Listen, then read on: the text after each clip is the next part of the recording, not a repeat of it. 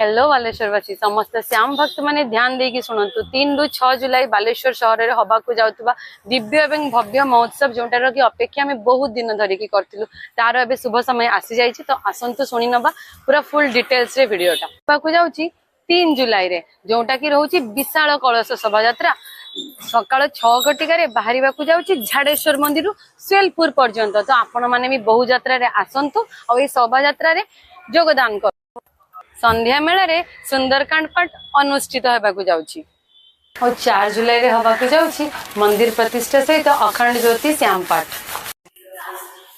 तापरे आसीबाकू जाउछि से 5 जुलाई जोटार की अपेक्षा आम बहुत दिन रु करूतिलु खाटू श्याम जी को प्राण प्रतिष्ठा सहित रहुछि हवन और पूर्णाहुति और आपण संध्या समय रे देखिबाकू पाइबे जोटार की विशालकाय भजन संध्या। 9 जुलाई रे हबाकू जाउछि 56 भोग दिव्य दर्शन और भव्य निशान शोभा यात्रा सहित महोत्सव तार चरम सीमा रे पहुंचीबो। भक्ति हबो सेवा हबो भोजन हबो ता सहित दर्शन मध्य हबो और सबुठारु खास श्याम प्रेमी मानकर महामिलन हबो। ताले आपण माने प्रस्तुत तो बालेश्वर रे प्रतिष्ठा हबाकू जाउतबा श्याम मंदिर रे जग दवा पई 3 रु 6 जुलाई लोकेशन रहि जाउछि केके समिति कॉलेज स्वेलपुर बालेश्वर।